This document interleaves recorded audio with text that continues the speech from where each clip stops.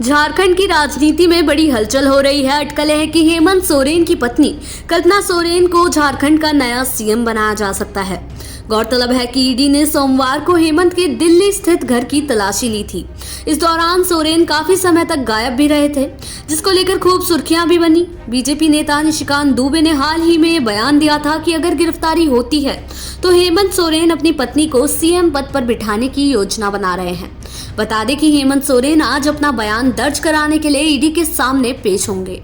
गौरतलब है कि इससे पहले भी ईडी के समन के दौरान हेमंत सोरेन उन अफवाहों को खारिज कर चुके हैं जिनमें कल्पना को झारखंड में सीएम पद देने की बातें उठी थी। भाजपा ने तब भी अनुमान लगाया था कि हेमंत सोरेन बिहार में लालू यादव के रास्ते पर चलते हुए राबड़ी देवी की तरह अपनी पत्नी को मुख्यमंत्री बना सकते हैं। बिहार में 1996 में लालू ने गिरफ्तारी के बाद सीएम पद अपनी पत्नी राबड़ी देवी को सौंप दिया था। कल्पना का कोई राजनीतिक बैकग्राउंड नहीं है। वो मूल रूप से ओडिशा के मयूरभंज जिले से हैं। कल्पना की हेमंत सोरेन से शादी 7 फरवरी 2006 को हुई थी। कल्पना और हेमंत के 2 बच्चे हैं, जिनका नाम निखिल और अंश है। कल्पना के पिता एक व्यापारी हैं और उनकी मां हाउसवाइफ हैं।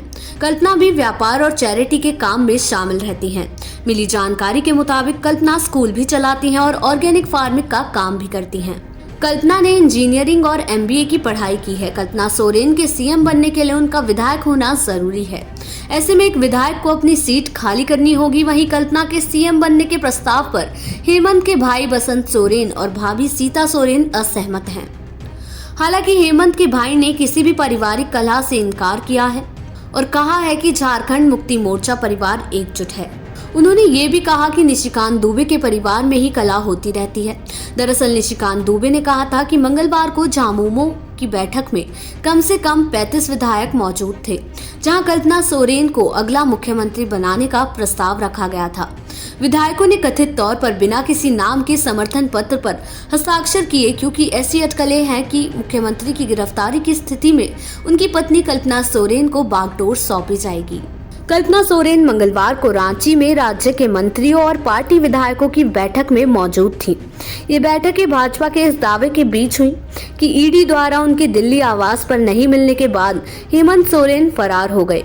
हेमंत सोरेन सड़क मार्ग से दिल्ली से रांची पहुंचे और 2 बैठकें की। हेमंत आज ईडी के सामने अपना बयान दर्ज कराएंगे।